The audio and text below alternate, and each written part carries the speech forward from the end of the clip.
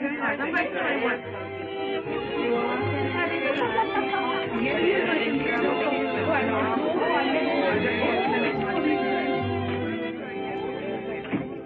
are you, darling? It's gone.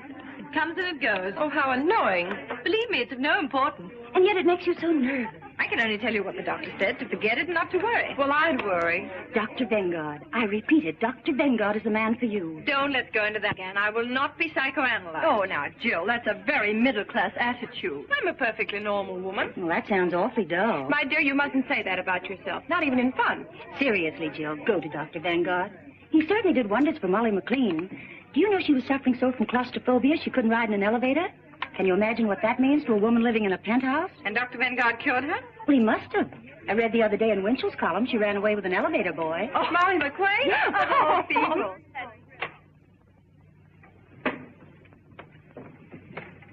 My name is Mrs. Baker. I know. Mrs. Stallings phoned me. Will you please be seated?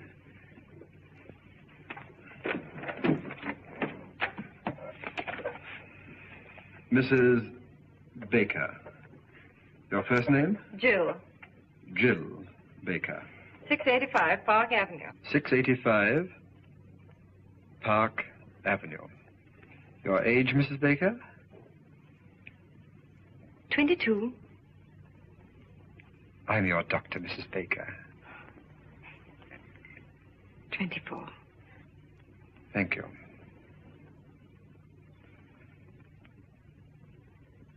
Doctor, I want to be frank with you. I'm absolutely certain there's nothing really wrong with me. I'm sure you'll feel differently when you leave this office. You see, most people know nothing about themselves. Nothing. Their own real personality is a complete stranger to them.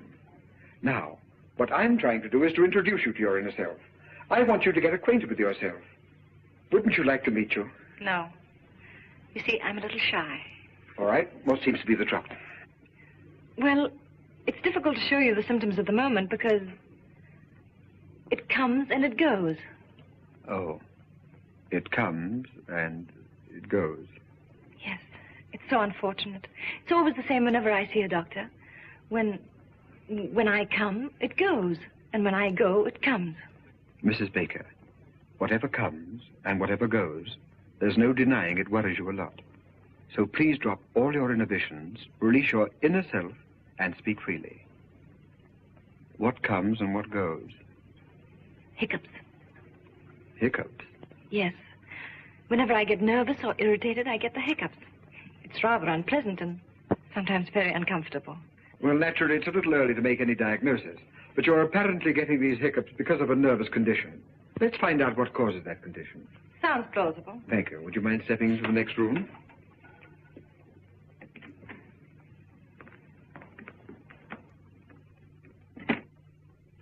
Uh-huh. Well, there's nothing unusual in your childhood. Let us examine your present life. Let us look at it through a magnifying glass. Let us examine every detail. Mrs. Baker, you're married, aren't you? Yes. When did you get married? When I was 19. How long have you been married? For 6 years. To the same husband? Yes. Aha. Doctor, please believe me, there's nothing wrong with my marriage. You could go through all Park Avenue and you wouldn't find a happier couple. Well, I'm sorry, but it's my duty to explore every avenue, especially Park Avenue. How old is your husband? 35. His business? He's vice president of an insurance company. But will you please leave my marriage alone? Very, very well. Just relax. We'll talk about something entirely different. Do you suffer from headaches? No. How is your appetite? Good. How do you sleep? Frankly, not so well. How does your husband sleep? Very well. Uh-huh. Now, during one of these sleepless nights, when you wriggle around restlessly, and you look to your right, what do you see? My dressing table. And when you look to your left, what do you see? My husband. Sleeping? Yes. Uh-huh. What are you trying to do? Break up my marriage? No. Just wake up your husband. Well, thank you. That'll be all for today. Doctor, my husband has nothing to do with my sleeplessness. It's just that I'm super sensitive to noises or to the slightest sound. Does your husband snore? No. But I must admit he breathes rather heavily. Oh, he does. I don't think there's anything I can do about it. After all, he has to breathe. I suppose so. Well, Mrs. Baker, I'm afraid your husband's ability to sleep is too big a challenge for you. It's rather like, well, Have you ever been on a diet? Yes, a vegetable diet. Well, how would you feel if you had to struggle with a few raw carrots and have someone next to you eat a big juicy steak? With a large baked potato? Yes. My husband, 2 weeks ago. Well, didn't it make you nervous? No.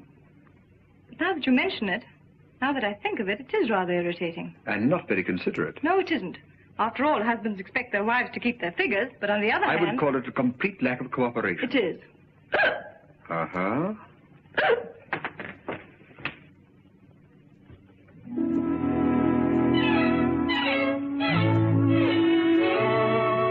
Jill, dear. Hello, Margie. Why, haven't I heard from you? How are you, dear? All right. Anything wrong? Oh, Margie, you shouldn't have sent me to that Dr. Vanguard. Did you go back to him? No, and I won't. He's not going to break up my marriage. There's nothing wrong between Larry and me. That's what I say. Are people talking about it? They wouldn't dare in my presence. They know you and I are close friends, and I always defend you. I know, dear. Defend me against what? Well, now, after all, town and country called you the Happy Bakers. That's kind of sticking out your chin. Well, how many of our friends have stayed married for 6 years? Why shouldn't they call us the Happy Bakers? Well, why not? Your name is Baker, isn't it? Oh, Margie. I've been perfectly miserable for the last 2 weeks. I'm so marriage conscious. Whatever I look at, whatever I think of, I always find myself connecting it with my marriage. How I hate that Vanguard. Yet, if I'm honest, I must admit... What, dear? Well, if a wife looks at her husband through a magnifying glass, she's bound to see something. Yes, I should think so. Things I was never aware of before. Things I never noticed. For instance? Well, it's just an illustration, but like the other morning. You know how difficult it is for me to fall asleep. Well, finally, when I'm lucky enough to drop off, promptly at 8:15, what do I wake up to? A gargle. A gargle. Mm-hmm. That's the bugle call of marriage. Gargle is reveille, snore is taps. And what is there between? At 9 o'clock in the morning, he goes out of my life. Oh, my dear, isn't it the truth? Oh, I don't know what's the truth anymore. I'm completely confused. I'm so uncertain. I've always heard that the ideal marriage should be something of a mystery. That your husband should remain a kind of stranger to you. Someone whose acquaintance you like to renew every day. You know what I mean. Yes, dear. Hello. Hello, Margie. Hello, Larry. Hello, darling. Hello. How are you? Fine, and you? Okay. Have a good day? Yes, and you? Good. Anything new? No? With you? Nothing. Good. I'll see you later.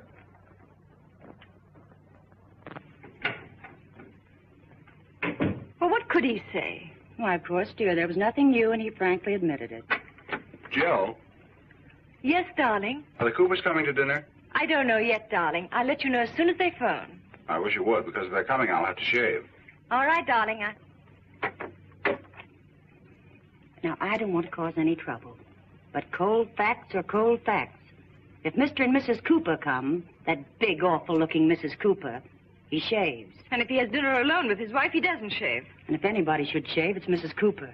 I spent 3.5 hours today at Elizabeth Arden's, but I don't rate a shave. My dear, that's the trouble with 95% of all marriages. Husbands don't shave. Don't men realize that a beard doesn't stop growing at 8 o'clock?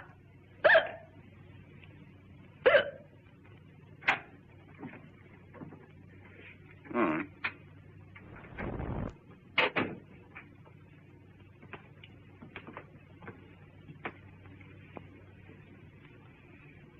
Barry, Yes, dear. they're back. Fine. Have a good trip? Who? The Evans. Say, that reminds me. That son of a gun promised to call me as soon as he got back. I'll bet Continental's after him about his annuity. The Evans are still in Bermuda. The Hiccups are back. Huh? Oh.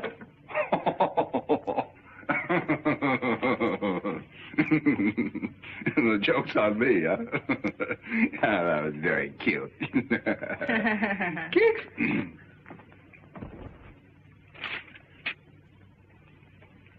Larry, when you came in just now, you asked me if there was anything new.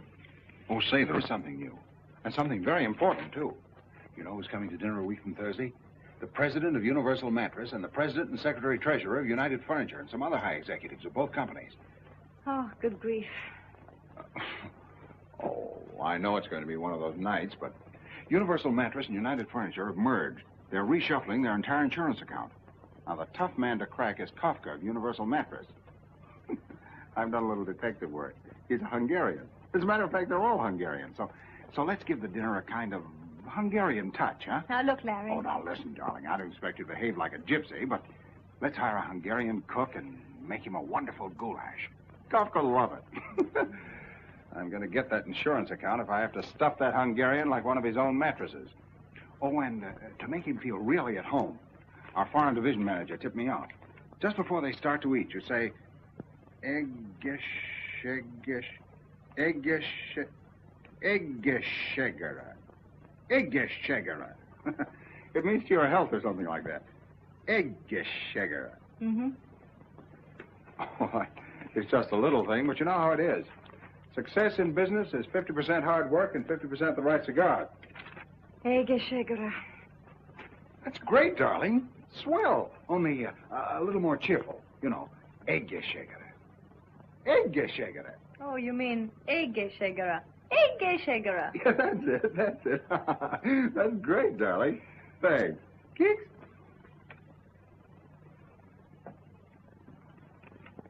Larry, Hmm? why'd you do that? Do what? Keeks. Why, I always do that. Why? Well, why does one do things? But when you do it, what does it mean? Is there some underlying thought? I don't know. I never tried. But you do it to me. Well, you're my wife. And that gives you the right to poke me in the stomach whenever you want to. Darling, don't you feel well? Fine.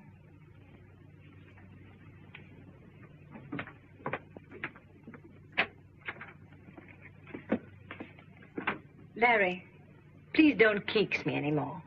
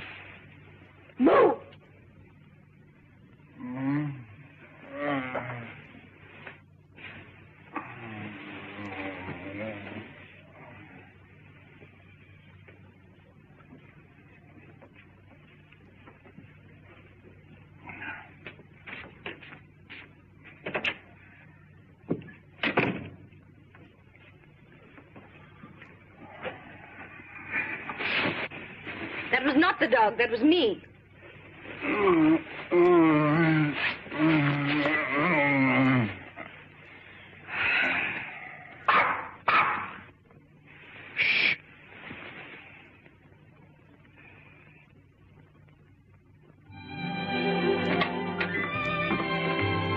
How do you do? How do you do, Mrs. Baker? Dr. Vanguard will be a little bit late. I hope you don't mind.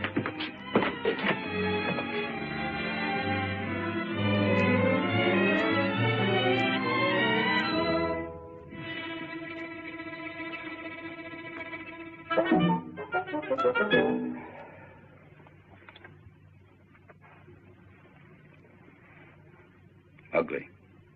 Ugly.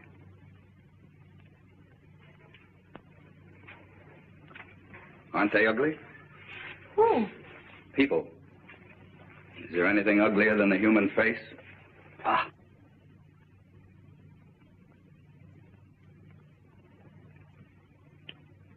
You mind if I smoke? Not at all.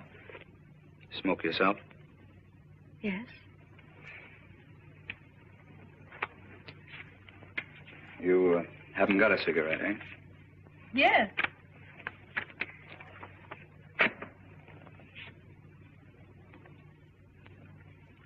Haven't any without tips? Unfortunately not. Stop.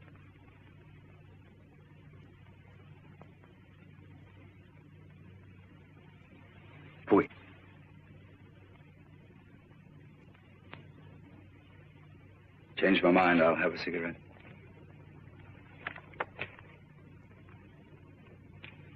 Yes, thank you. Have you seen this doctor before? Yes? How much do you charge? I really don't know. I haven't asked. Oh, you didn't have to. Dr. Vanguard just phoned. He'll be detained at least another half hour. Another half hour. Well, we have two alternatives. We can read a magazine or we can talk. This is a lovely day, isn't it? Yes. Yes, well, that takes care of that. Let's forget it. Do I bore you? Oh, no, on the contrary. Let me warn you that I say what I think. I'm a complete individualist. Oh, really? I'm against communism, capitalism, fascism, Nazism. I'm against everything and everybody. I hate my fellow man and he hates me. Sounds rather amusing. So I amuse you. I'm a clown, eh? Pagliacci. Oh, no, I didn't say that. All right, don't apologize. This Vanguard a good doctor? I'm sure he'll do you a lot of good. Why do you say that? What's wrong with me? I really wouldn't know. After all, I'm not the psychoanalyst. Uh-huh. What's wrong with you? Nothing. Why are you here? You don't go to a psychoanalyst to have a tooth filled. So what's wrong? I think we'd better read magazines. All right.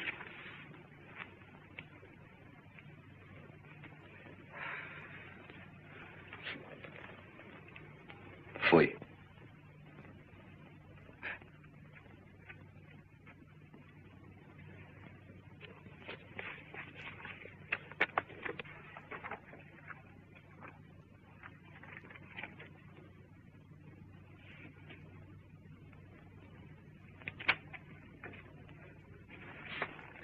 I hate to bother you again, but what does one have to do to be happy?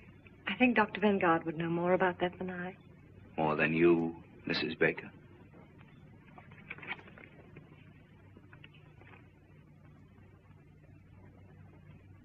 Oh, that article. You know, Mrs. Baker, this is the first time in my life I've ever met a really happy person. Seems to irritate you. No, it makes me curious. I've often wondered what it would be like to be happy 24 hours a day.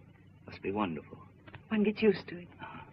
In the morning, you are awakened by the twitter of a little bird. Before breakfast, you and Mr. Baker dance a minuet. Then the happy breakfast starts. You are happy. Mr. Baker is happy. The eggs are happy. The hens who laid the eggs are happy. Now, look here.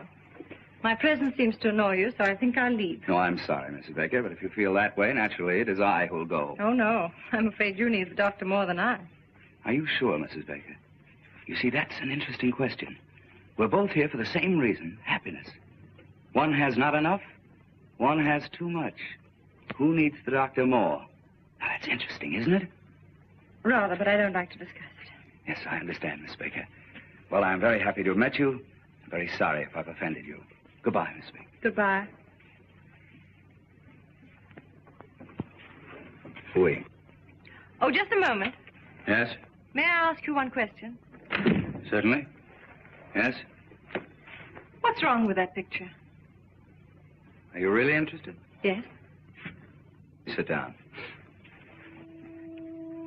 Now, this artist saw no more in that tree than the camera which photographed the happy Mrs. Baker. It's only the surface. Art goes much deeper. You see, if I were a painter and I were to paint you, I don't know what the picture would look like. It wouldn't look like that photograph.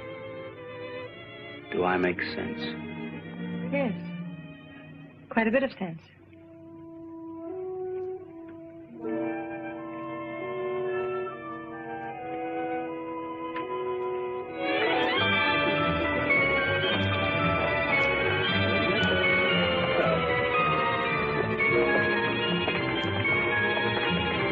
How do you do? Hello, Sebastian. Hello. Oh, by the way, my name is Sebastian. Oh. Alexander Sebastian. The name mean anything to you? Be frank? Well, if you insist, no. It's all right, it's all right. Why should it? Let's look at the pictures.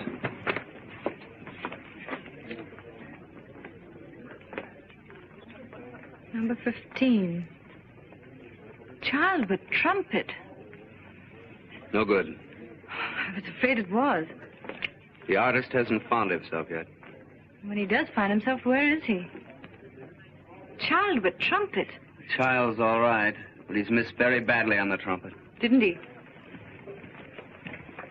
That won't live. I hope not. Fui.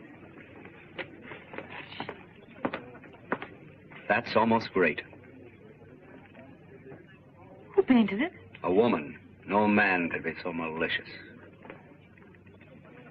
26. Eleanor Stroud. Portrait of Alexander Sebastian. No use denying it. That's me. That woman didn't paint me. She performed an autopsy. She saw me. Frankly, the whole thing looks to me like a puzzle. Puzzle. That's correct. Good. I was a puzzle to her, but she was no puzzle to me. And that's her revenge. See, when I first saw that picture, I was terribly upset. I don't blame you.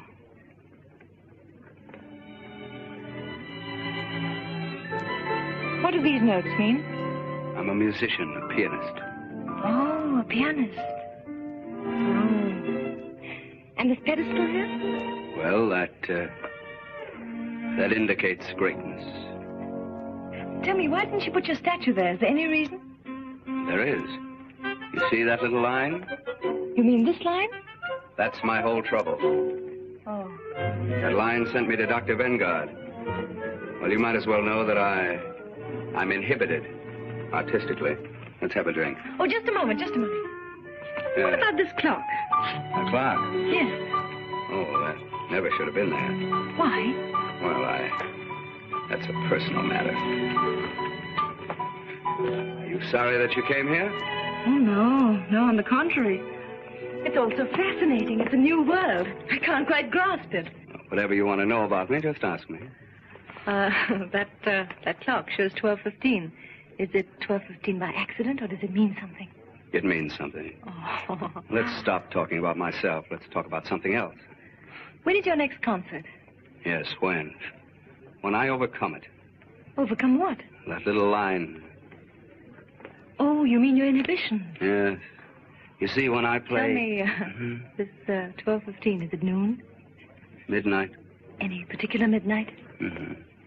Oh. Coming back to my inhibitions, when I play in a drawing room... Pardon me, was it Eastern Standard Time?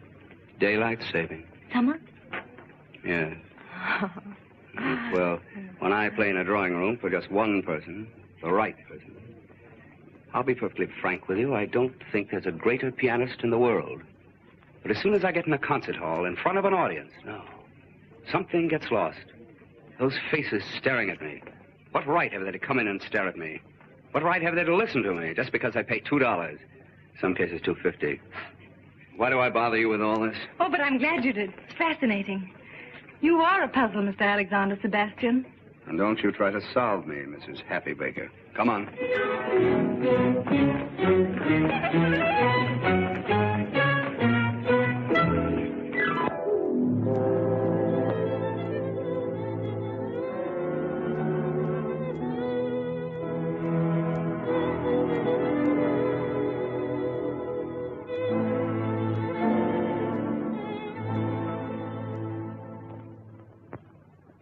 Mrs. Kopka, Mr. Januszek,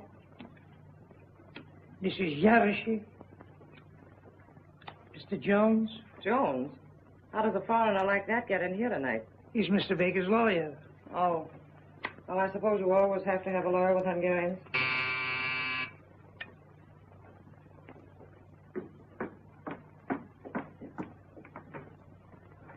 Good evening, sir. Good evening. How's the goulash coming? Fine, Mr. Baker. Did the package arrive for me? Not yet, sir.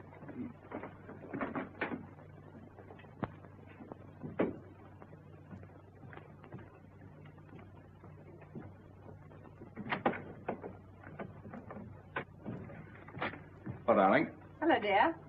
Anything new? No. Have a good day. Marvelous.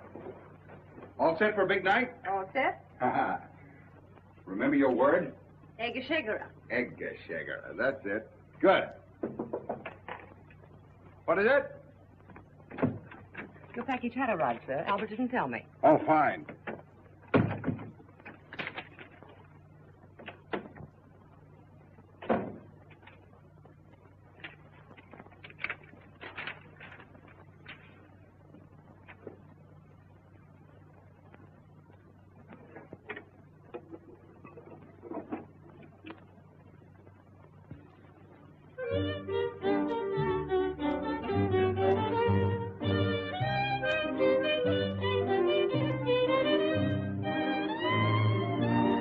Oui.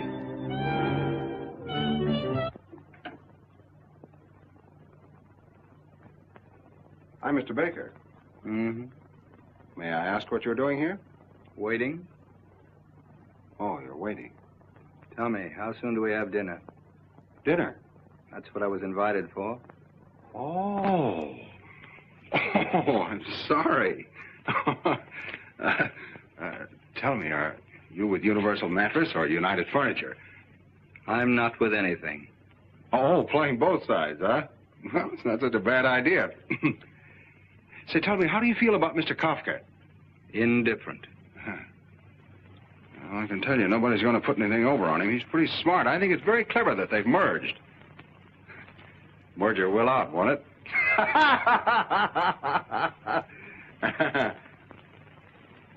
Yeah. Look, you want me to enjoy this evening, don't you?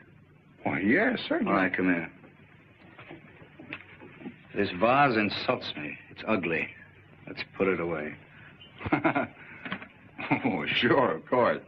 The customer's always right. Anything else in the room you'd like to change? Lots. Well, I think we're going to have a very enjoyable evening. I'll let you in a little secret. We've got goulash. Goulash. Yeah, goulash. Scrambled eggs for me. Well, only a suggestion. Will you forgive me? I must dress. Just continue to make yourself at home.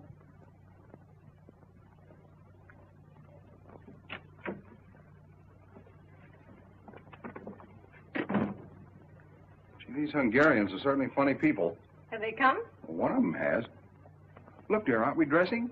Why? Well, he isn't. Oh, that's Mr. Sebastian. Who's he with? With. He's against everything. He's an individualist. Is he that rich?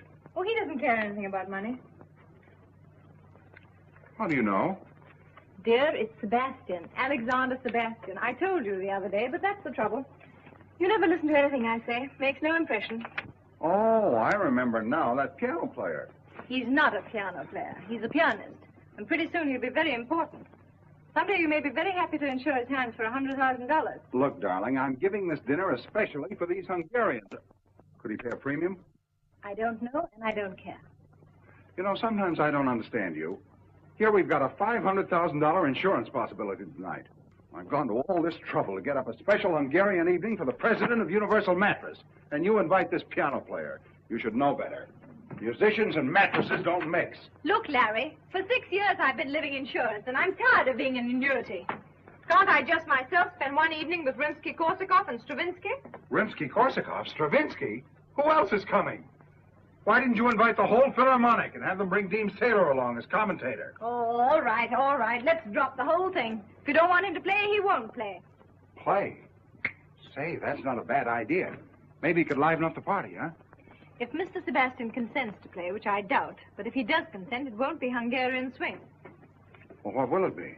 Something you'd have to pay $2.50 to hear. You mean like Carnegie Hall? Exactly. Not in my house. Not tonight.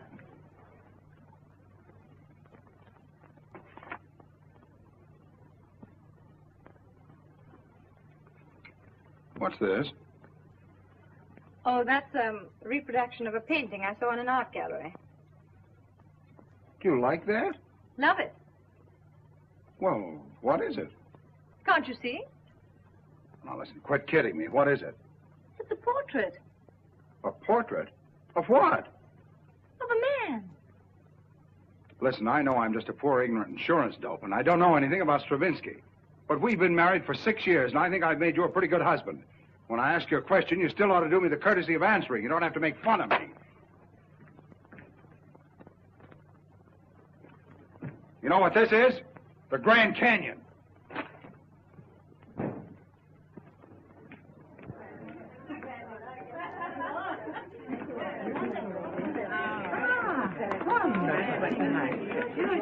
You sit here, Mrs. Kafka. Thank you. And that's why, Mr. Kafka, we're the only company for you. Sounds very reasonable. Let's talk about it after dinner. Yes, indeed. After dinner, we'll have a good long talk right here, Mr. Kafka. All right. Mrs. Baker. Thank you, Mr. Costa.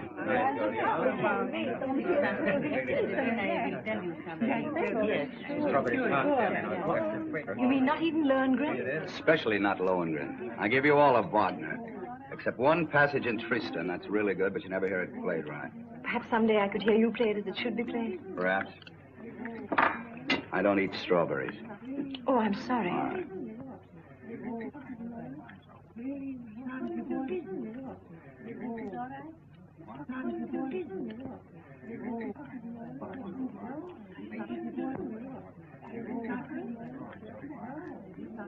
Everything all right, Mr. Kafka? Mm-hmm, fine.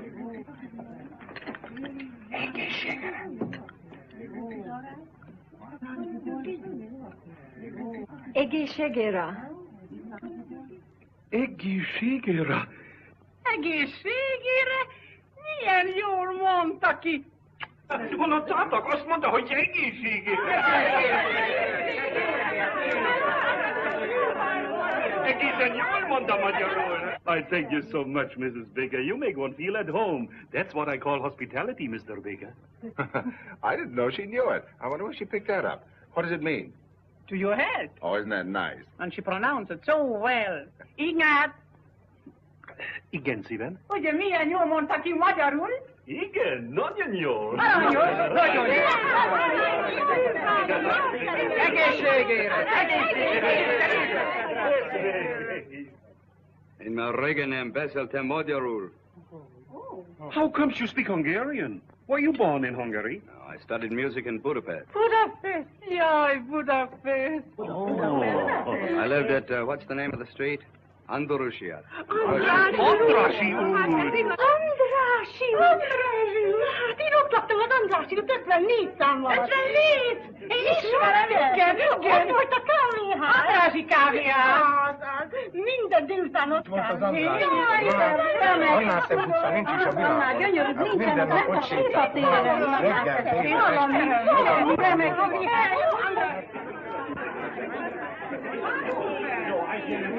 So nice.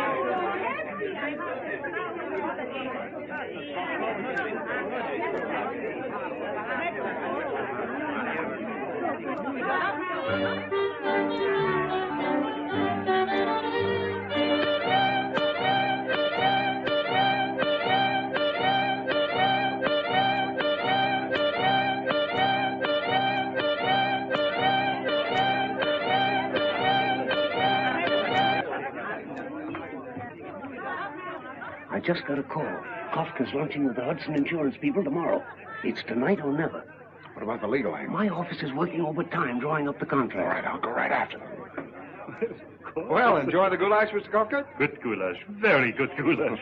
If your firm is as good as your cook, we might get together. Well, I'm glad you brought that up. Now, here are the details. Yaroshin, Laszlo, come here a minute. After all, we are partners. I want you to listen to Mr. Baker's proposition. Well, gentlemen, here it is in a nutshell. Everybody, please, I have a treat for you. Mr. Sebastian, you know, is a very well-known pianist, and he's kindly consented to play for us. So if you'll all be seated.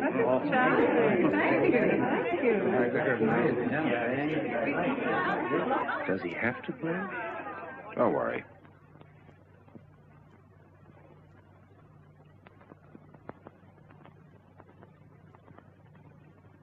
Mrs. Baker. Yes, Mr. Sebastian.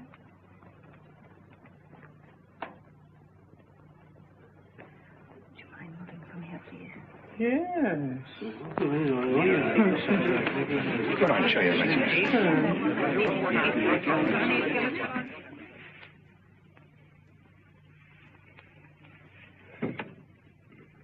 It's locked. That's odd. The key. Too silly. Who could have locked the piano? Where's the key? I don't know. It's a funny idea. Why should anybody lock the piano? It's too ridiculous. Why should anyone lock it? Where's the key? As I was saying, Mr. Kafka, my proposition's a very simple one, but a very sound one. I broke it. Don't you worry. I won't. Now, Mr. Sebastian, please tell us, what are you going to play? Well, first I'm going to play... Mrs. Baker. Yes, Mr. Sebastian. All right.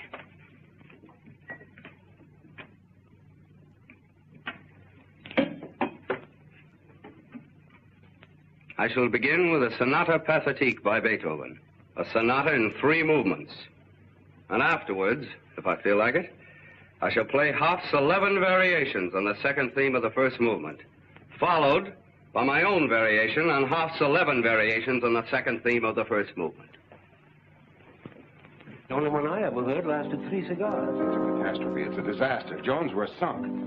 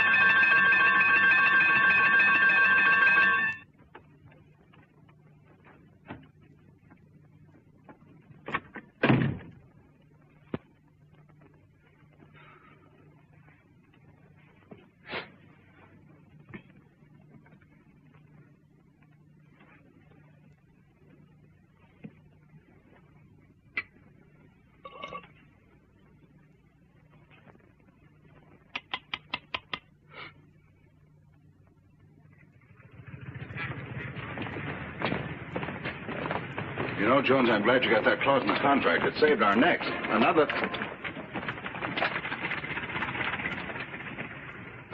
Wait a minute, I'm going to have some fun.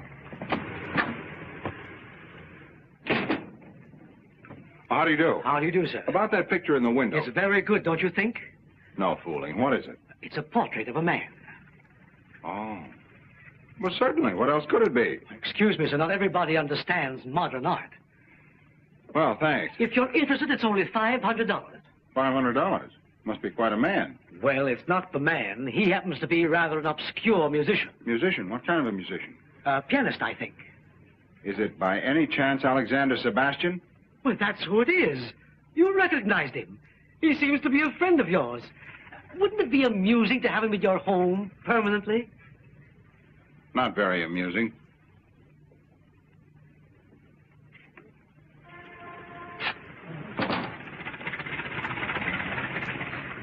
A cheap guy like that. Who? Him. Goodbye, Jones.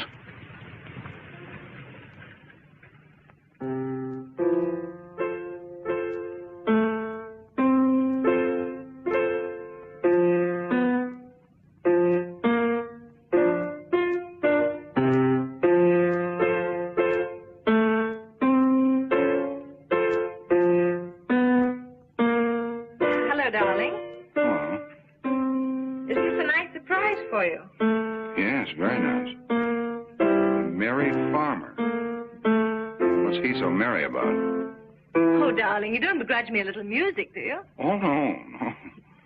Anything new? Well, this, isn't it enough? Yeah, plenty. Have a good day? Fine. You seem to be feeling better these days. Oh, yes. I slept 10 hours last night. And, Larry, the hiccups have completely disappeared. Isn't that good news? Yeah, very good news. Are you still going to Dr. Vanguard? Oh, no. I don't need Dr. Vanguard anymore. I'm so busy with my music and visiting art galleries that I haven't even time to think of any doctor. Oh. Isn't that wonderful? You know, I'm beginning to see something in this. Yeah, it starts to look like a man. Huh? Why did you say that? Well, the other night. Oh, you took that seriously. I was only kidding. How could that be a man? I was nervous about the dinner party, and I said whatever came into my mind. I'm sorry, darling. No, dear, no, I don't agree with you. It does look like a man. Now, don't be stubborn. Can't you take a joke? Well, then, what is it? It's a meadow. It's called Meadow in Spring. Oh, in spring, huh? Yeah. And, those little notes of music, what do they mean? Oh, that's the shepherd playing his pipe. Shepherds play pipes, don't they? Oh, sure, yeah. Mm-hmm. And the clock at 12:15? Oh, I don't know exactly what that means, but I guess it's probably lunch. The shepherd eats and then he plays his pipe. Really, darling, you talk as though you've never been in a meadow. You see, in modern art, they're trying to break down the conventional forms. They're trying to get away from what you expect. It's all done by indication.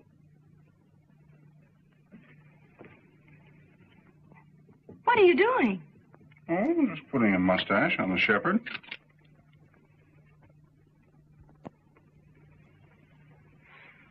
Knock that guy right through his piano. Now, that'd be the worst thing you could do.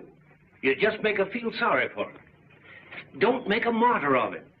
You've got to look at this thing from a woman's angle. Now, wait a minute.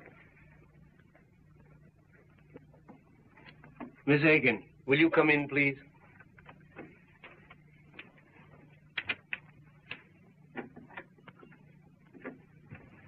Miss Higgins, we want a woman's point of view on a certain situation. Now, Mr. Baker has a friend, and he's in trouble. Who, Mr. Baker? No, the friend. Oh, Mr. Baker. Oh, shh. Now, Mr. Baker has nothing whatever to do with it. Let's call the friend Mr. Brown. Now, Mr. Brown has a wife. Mrs. Brown. Exactly. Mr. and Mrs. Brown have been married for, how long? Well, say 6 years. Yeah. They live in Toledo. 6 years in Toledo? That's bad. All right, then. Let's say New York. Now, Mr. Brown is worried about his marriage. Things are not going along as well as they used to. What kind of a man is this, Mr. Brown? Very nice. Wouldn't you say so? Yes, very nice. Is he attractive? Very attractive. Don't you think so? Yes. And yet she's complaining. Well, she's drifting away from him. Yes, and he wants to get things back on the old basis. Who doesn't? Yes. Now, Miss Higgins, as a woman, I'm asking you, what is the right approach? Well, I should say a mink coat would do the trick. She has a mink coat. Then what's she complaining about? Thank you, Miss Higgins. That's all. Well, gentlemen, you wanted to get a woman's point of view. Just a moment. Now, look here. Mrs. Brown is interested in another man. Oh. Does Mr. Brown know? Yes. Has he any proof? Too much. Has he any witnesses? No. Then he's sunk. Thank you, Miss Aiken. Well, I'm sorry, Mr. Baker, but if there aren't any witnesses, she's going to deny it, if you want the woman's angle. Miss Higgins, we're thoroughly satisfied. Well, I'm afraid I'm not the right person to give you any advice. I probably have too much sympathy for Mr. Brown and not enough patience with Mrs. Brown. We get cases like that every day. The wife is bored, marriage is just a habit, but on the other hand, she accepts everything her husband gives her. I think she ought to be kicked out. Do I sound old-fashioned? We'll let you know, Miss Aikens. Well, anyway, I think Mr. Brown is a pretty swell guy. I've always thought so. Some woman. Yeah. She certainly had a couple of interesting angles. I didn't notice them. Good. Now, Larry, you still love your wife, don't you? Yeah. Well, where are you going from here? I have a dinner appointment with old C.K. Higgins at his club. How can I sell insurance with this in my mind? It's a big deal, too. Now, listen. Forget Higgins. Forget insurance. Go home. There's only one thing you have to sell. Yourself. The most important client you ever had in your life is waiting for you. And her name is Mrs. Baker. Now, you're the best salesman in the business. There's nothing wrong with your marriage. You just have to resell it once in a while. Not so easy. Well, who said it was? Was it easy to sell hail insurance in Southern California? Just find the right slant. A new one. Selling marriage with a new slant, huh? Yeah, a new slant. That's not a bad idea. But what is that new slant? That's what I'd like to know. What is it? What is it? What is it? Selling marriage with a new slant.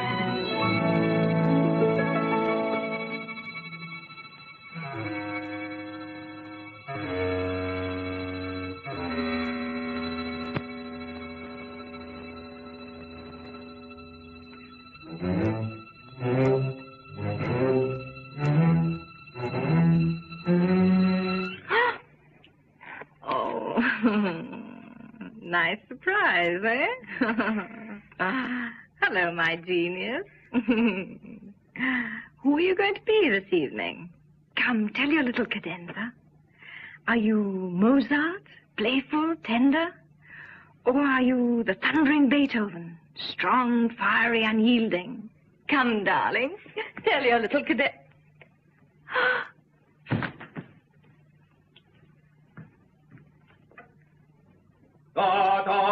Guess who is here?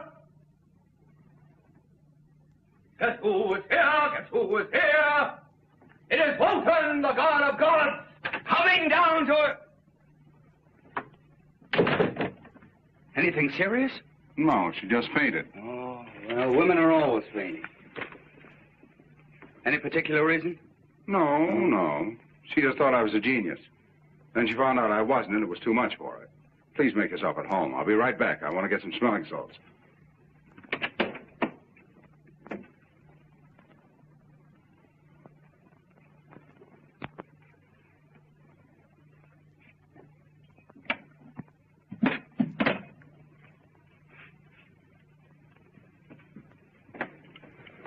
Now, look, Vicar, let's get this straight. There's going to be a very heated discussion. We're going to insult each other. It can't be avoided. You're going to accuse me of something which I'm going to deny and you're not going to believe. So before this battle starts, let's get one thing straight. I'm not going to fight. My hands are my only livelihood, and I'm not going to risk them on your jaw. Here, Mozart, wake up your little cadenza.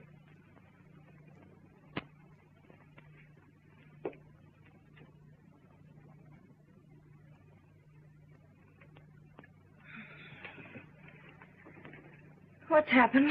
Well, I... You! What? That's very funny. You know what I thought? Look, I think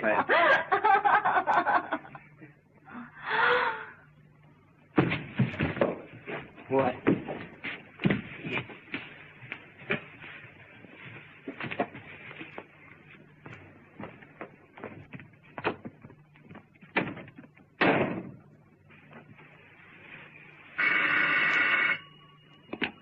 Hello? Hello, Jones. I'm still selling. You were right. It needed an entirely new slant. I think I've got a new one.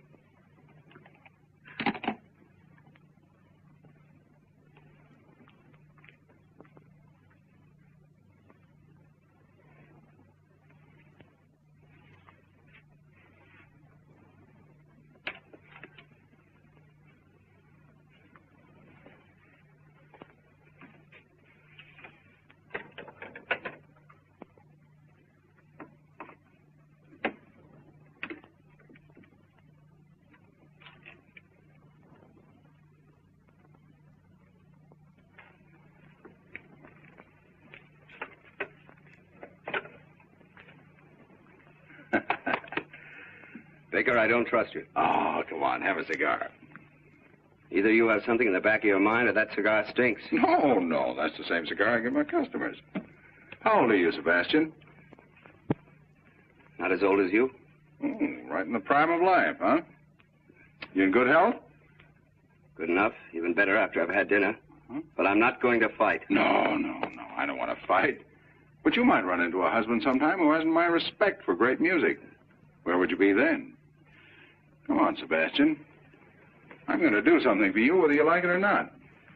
I'm going to insure your hands. That'll give you complete freedom of action. It'll give me 5%. And we'll both be happy. I'm not going to fight. No, I know. I understand. You're an isolationist. Isolate yourself over there. You know, the best part of this whole thing is that we... Sit down. We can write this hand insurance as a subclause to your life insurance. Life insurance? What do I want with life insurance? Have you any dependents, any relatives? Relatives? Fui. I'll tell you. You can leave it to my wife.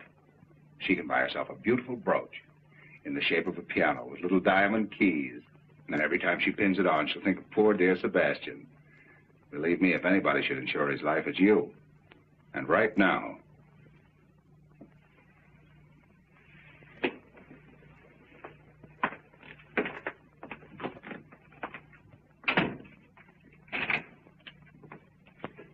Now then, Where were you born? I'm not going to fight. So you love my wife, don't you? Love your wife, Baker? Oh, so that's what you've been driving at. Oh, now I understand the whole thing. Oh, really, Baker, you should be a little ashamed of yourself. Great big insurance man like you deals so successfully with human nature. You should know better than that. Naturally, I think your wife's very attractive and very charming. She likes music. What's that thing loaded? Yeah. Oh, now, look, Baker, get it out of your mind. I don't love your wife. Well, it's going to be a great day in the musical heaven. I can just see Beethoven calling over to Mozart. Hey, Mozart, dust off the piano. Look who's coming, the little genius. That's not funny. No, this isn't funny either. I love my wife. I've loved her for 6 years. For 6 years, we've been together. And along comes a guy like you and breaks everything up just because you've nothing else to do. You're not going to get away with it. If you loved my wife earnestly and sincerely, and you'd come to me and told me about it, well, that would have been one of those things. I'm not old-fashioned. If you both felt that you would have been happier without me, what can I have done? Pack my suitcase. I wouldn't have to do this. Oh, you know, Baker, kind of had me worried there for a minute. When you pulled out that revolver, I thought, he's a conventional citizen. No sense telling the truth to a man like that. But now I see the real Baker, modern, up to date. Baker, I'm going to open up to you. Of course I love your wife. You're sure? Positive. Well, then I won't have to shoot you. I don't think it'll be necessary. Well, we've got a clean-cut situation on our hands. You love my wife, and my wife loves you. Well... Oh, yes, she does. I've seen it with my own eyes. Well, there's only one thing left for me to do.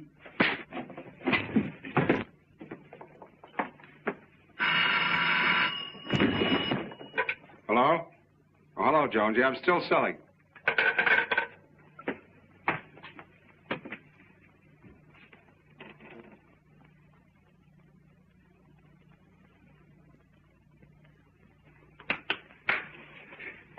Did I hit back? No. Good. Shouldn't have done that, Baker. I know, and I'm sorry. Shouldn't have done it. I slipped back into the old-fashioned Baker. I probably won't do it again. I'm not going to fight. Hello. This is Lawrence Baker. I want to reserve a room for tonight. I'll be right over. Thanks. Baker. Are you really moving out? Well, yes, certainly. I think I should leave the apartment to her. You do? Well, yes, it's only fair, don't you think so? Yes, I think that seems to be the best approach. Well, I'm glad you think so. No, I don't want there to be any bitterness. No, fortunately, I'm in a position to give her security, to take care of her future. But why not? She deserves it, don't you think so? Yes, I do. After all, she's given me the best years of her life. Yes, I'll take some wonderful memories with me. She's a nice girl, isn't she? Yes, very nice. Of course, she has her faults. Well, who hasn't? That's true. Sebastian, if you ever run into one of her bad moods, all you have to do is... Oh, no, perhaps I better not tell you. Come on now, don't act like a little boy. What is it? Oh, well, it's kind of personal. Why? Come on, what is it? Well, if you ever should run into one of her bad moods and you want to snap her right out of it, there's only one way to do it. What's that? Just keeks her. Keeks her? How do you do that? Just keeks. She like that? Insane about it. Thanks, Vic. Keeks? Oh, no.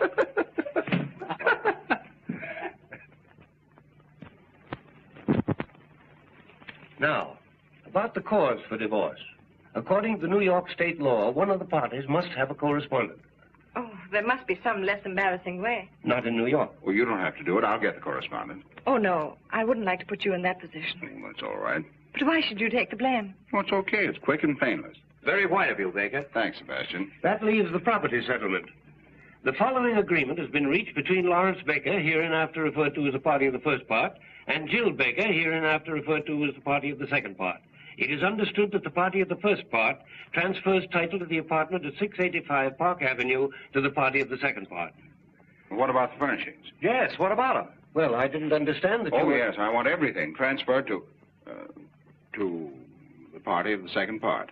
Can't we take that up later? No, let's get everything settled now. You're entitled to it. Oh, now look, Now, he's only trying to be fair. you're too generous.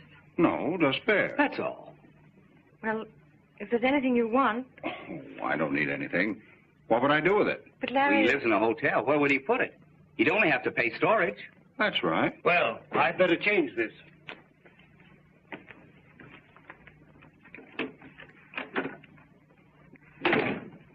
What's his name? Joan. I don't trust him. Well, here we are. Mm-hmm. Baker versus Baker. Sounds awful, doesn't it? Everything legal does. Oh, about this correspondent. Yes? Who's it going to be? Oh, I don't know. Anyone in mind? Mm-hmm. I have several promising prospects. Oh, you have? Mm-hmm. Yes, I think we can clear up the whole matter in about 4 weeks. Sounds pretty good. Mm-hmm. Tell me, it isn't Mary Logan. Mary Logan is a correspondent? Oh, I think I can do better than that. After everything's straightened out, I think I'll take a trip to South America. Is it one of my friends? No, you know I never cared very much for your friends. Someone I know? Darling, this is a divorce, not 20 questions. Oh, I'm just curious. Well, don't worry. You can rely on me. I won't disgrace the family name. No, it's good. Larry, do you really want this divorce? Absolutely, don't you? Well, Well, don't tell me you don't want it. That'd be a great disappointment. After all, you're seriously in love with Sebastian. Otherwise, you wouldn't have... Well, we wouldn't be here. You're too fine a person, Jill, to have done all this just to fill out your day. I've always believed that you're sincere. I still do. I'd like to take that memory with me. I'm sorry if I hurt you. You couldn't help it.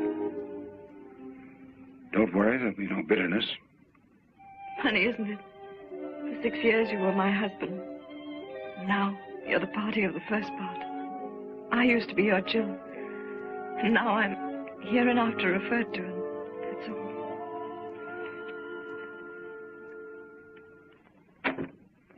Well, everything's taken care of. What's the matter?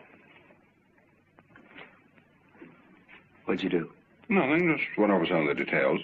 I don't trust you, Baker. Darling, there's nothing to worry about. It's a very clean-cut agreement. Alexander, please, I'm so nervous. Can't you understand? Of course, we all have our little moods. Kick!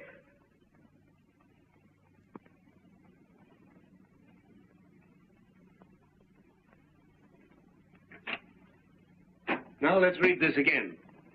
The following agreement has It's been reached... unnecessary, unless we can agree on the correspondence. Well, it's none of your business. Darling, it is. Keep quiet. It is my business. You're not going to make me the laughing stock of the whole town with some girl. A girl I don't even know. Oh, no, you're not going to have that triumph, Mr. Baker. Goodbye.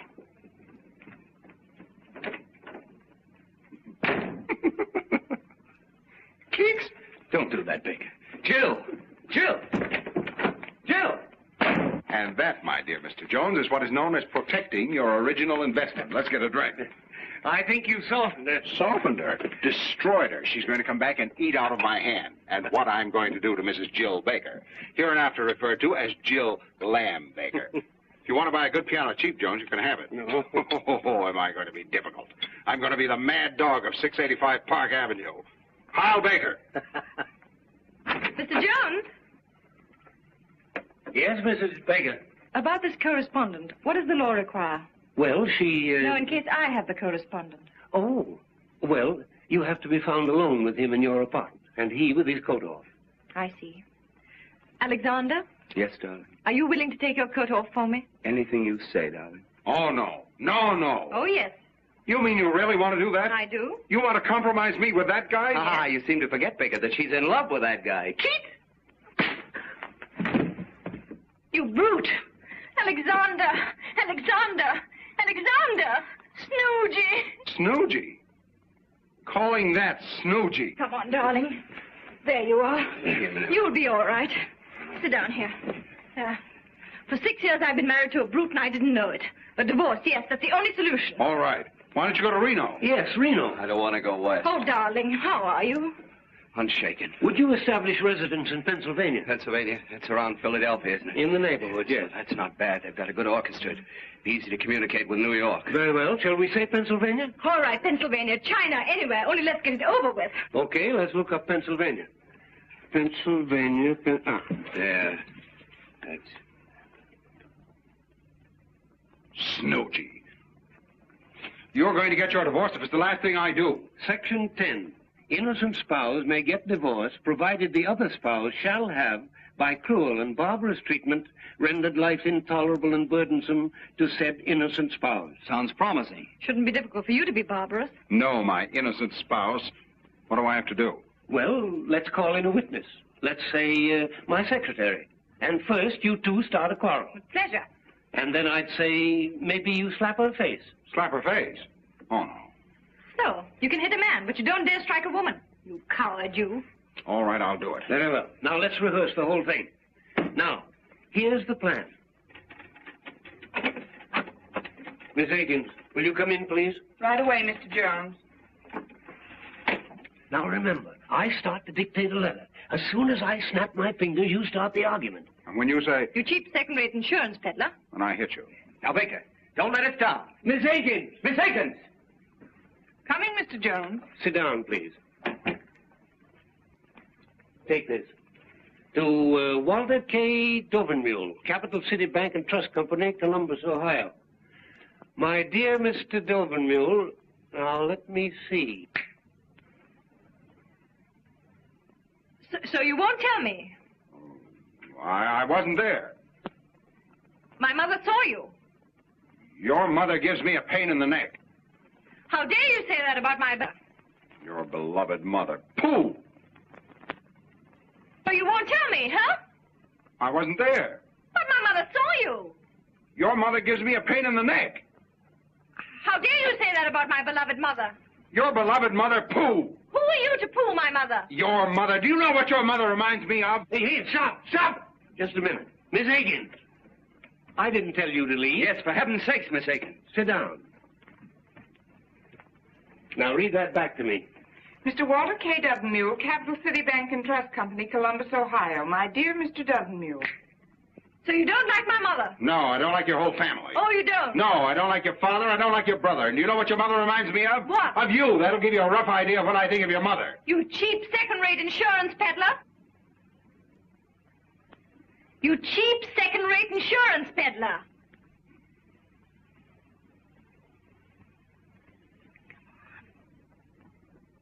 What she calls your cheap second-rate insurance peddler. Yes.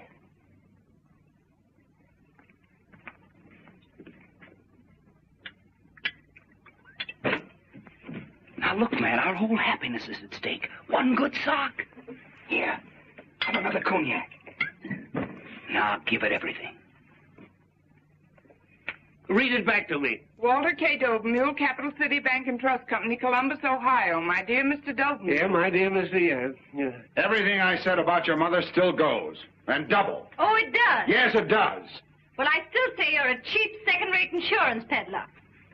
Oh, so I'm a cheap second-rate insurance peddler, am I? Yes, you are. Say it again. You cheap second-rate insurance peddler.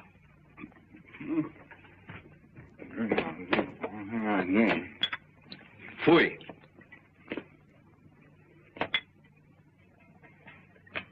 Come on, Baker, pull yourself together. You can do it. Swell guy like you. Read it back to me.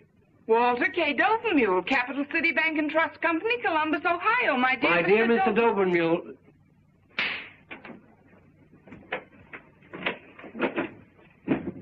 Did you see that, Miss Higgins? A husband slapping his wife? Yes, did you see him?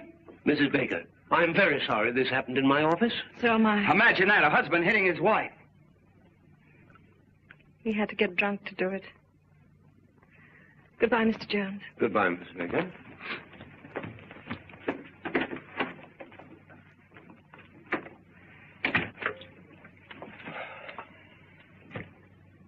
What about Walter K. Dovenmule? Tell him I'm out.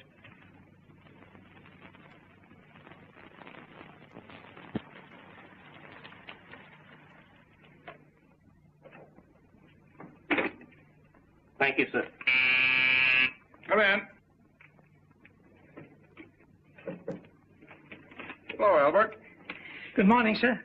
I hope you'll forgive me for disturbing you on Sunday. It's all right, Albert. Have a late night, sir?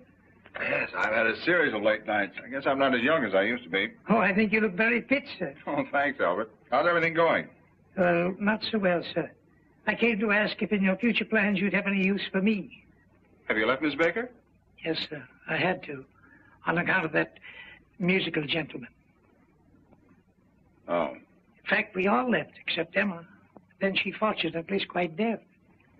How is Miss Baker? As charming as ever, sir. Happy, I suppose. If you'll pardon me for saying so, I think she shows great courage.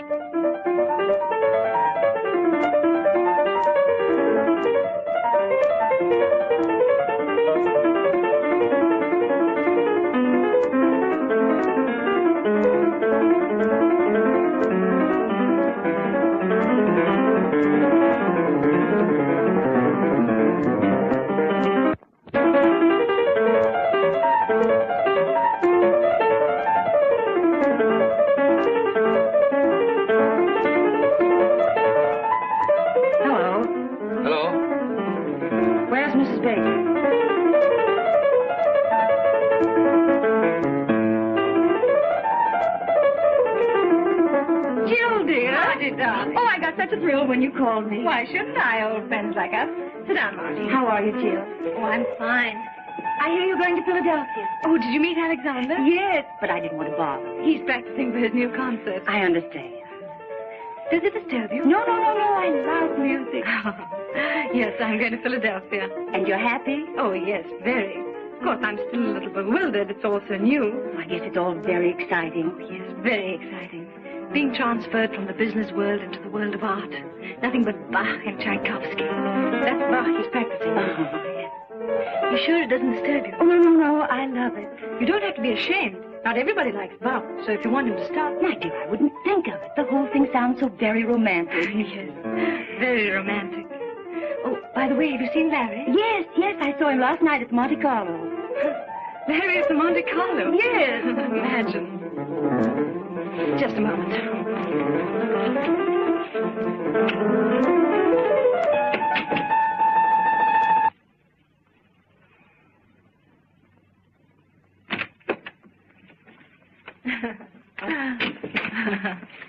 Please forgive me. Of course. Well, now, what were we talking about? So, you don't like my music, eh? Oh, Alexander. I make nothing but a lot of noise. All right.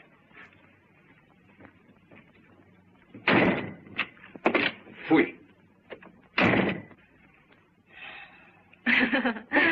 Isn't he original? Oh, very. I hope you don't mind. No, not at all. I love to make him angry. He turns into a big grizzly bear. It must be fascinating. Jill?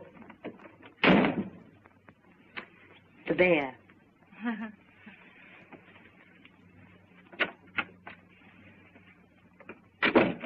What is it? Jill, there'll be no more music here today.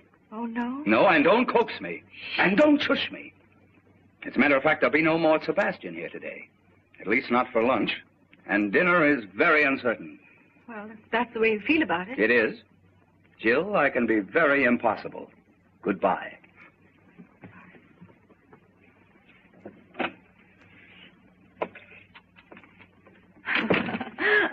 What fun. I only hope poor Larry has as good a time as I. Well, when I saw him at Monte Carlo. Oh, yes. I suppose that was another one of those dull business evenings. Was it a large party? No, I'd say she was about your size. Oh. Was she attractive? No, I didn't think so. But George and Freddie thought she was terrific. You know George and Freddie. But what do you care? That's right. What do I care? Larry's entitled to have a little fun. That's the kind of life he likes.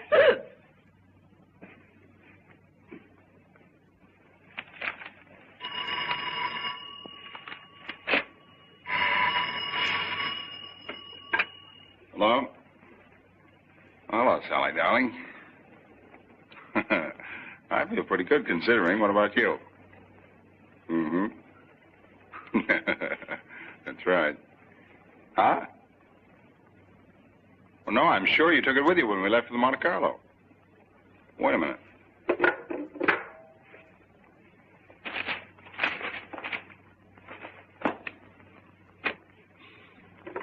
Hello? Yes, it is. All right. Goodbye.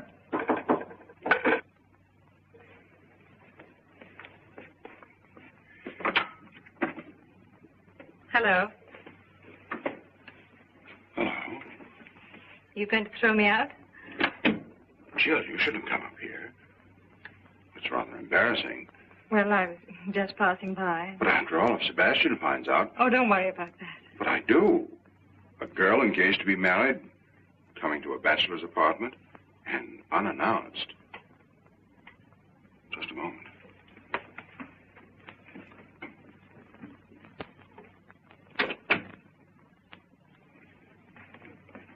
Well. I seem to be intruding. Look, Jill, what do you want to see me about? Someone here? What do you want, Jill? Well, I was driving by. Oh, right on the 31st floor? Well, you said you wanted some kind of remembrance, and I'm on my way to Cynthia Knox's tea, and I had to pass by, so I picked up a few things. Some snapshots of us taken together. Thought you might be interested. Thank you. Aren't you going to look at them? Oh, yeah. Well, it's the first time we met. There's one of you sitting in my lap. Our wedding, our honeymoon. That's very nice, thanks. Anything else? I heard you were at the Monte Carlo last night. Yeah. Sleepy? Huh? Yes.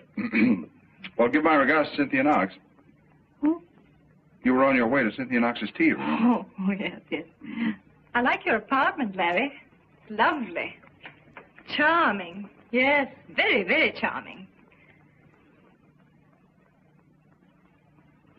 In such good taste. Pretty. So cozy. Lovely curtains. And such a beautiful view. Yes, such a beautiful view.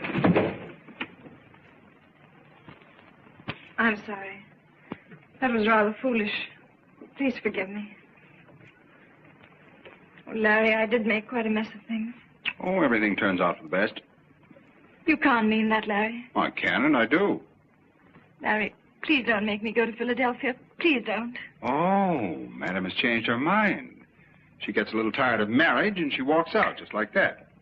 What does she care if she makes a fool of her husband or how much she hurts him? Then she gets a little tired of piano music and she comes back and says, oh, it was just a little whim of mine, so please trot back to the old homestead. You break up a whole life and then think you can put it back together again in one afternoon. Oh, no, it's not that easy. I didn't expect it to be easy. To tell you what I think of you would take more than just one afternoon. How about dinner? Dinner? Couldn't we just have dinner together tonight? I'm sorry, I'm engaged for dinner. Oh, that girl. Yes, that girl. I don't like your tone. I'm sorry. First you try to mess up my life, now you want to spoil that girl's Sunday. Sally doesn't get every day off, you know. Sally works hard. Oh, she does. Now, what's wrong with that? Nothing. She doesn't have everything dumped in her lap like you. She hasn't time to go to crazy art galleries, play around with second-rate musicians, or go to psychoanalysts. She hasn't a husband to pay for her complexes. Sally's a mighty fine girl, much finer than your Mr. Sebastian. She doesn't wear your shirts either. Did he take? Oh, skip it. Here. You promise to love, honor, and obey. And here. That's the first time we met. That's an awful picture of me. But you were a fine girl. I didn't bore you with my insurance then. You listened to everything. You wanted to know everything about me and my work. You wanted to help. Oh, Larry. And here. Remember everything you said to me. I'd love to say it again, Larry, if you'd only give me the chance. Just to forget it again. No, Larry, never again. I swear. There's no use pretending. I'm defeated.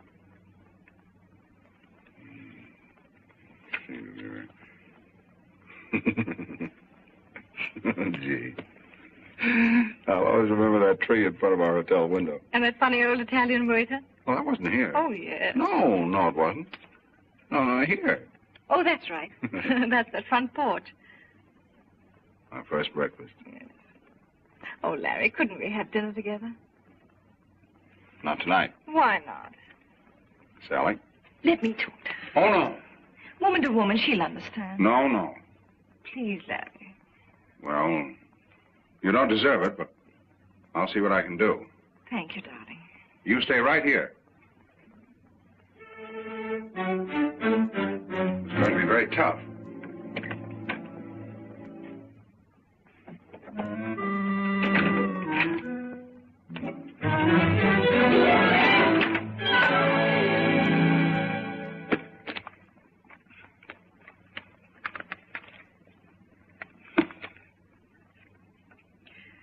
Sally Akins. That girl.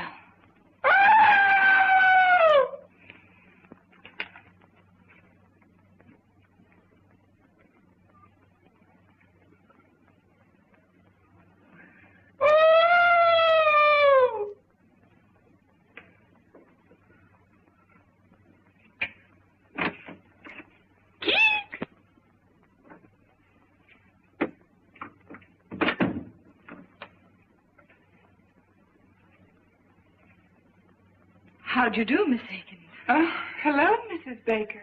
Nice to see you. Miss Baker would have loved to have seen you, but unfortunately he's busy. Oh, he asked me to give you your handbag. Oh, yes, I forgot it. I was doing some secretarial work for Mr. Baker. Oh, secretaries work on Saturday night. Oh, well, I'm a notary public, too. Oh, I see. And you brought your seal? Oh, yes. A trained seal. Goodbye, Miss Akins. Goodbye, Mrs. Baker.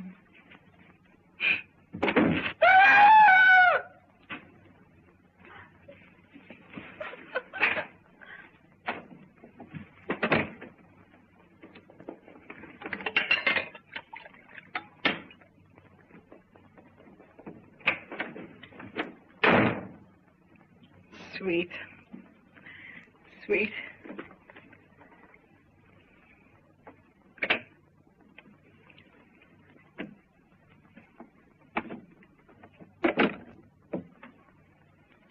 Looks hopeless. Oh. It's much more serious than I thought. That girl's really in love with me. She adores me. I don't blame her. She says she can't live without me. And I believe her. And I, too. It's understandable. You're very wonderful. Oh. Oh, yes, you are. How about dinner? But you know I can't. How about after dinner? Do you want a suicide in your conscience? Oh, no, not that. Well, there you are. You're right. It's hopeless. It's too bad, Joe. Everything could have been so marvelous. Yes. There's no reason we couldn't really have been happy. Yes, but it's too late now. It looks like the end. Goodbye, Larry, and good luck. Good luck.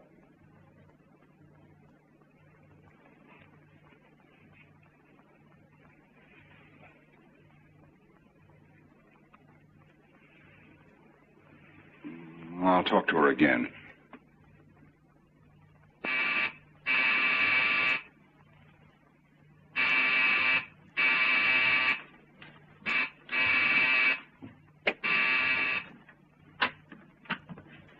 Mrs. Baker home? Yes, Never mind.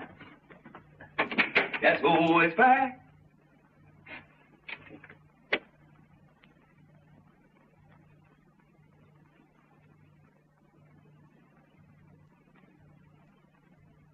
It's Wotan, the god of gods, coming back to Earth.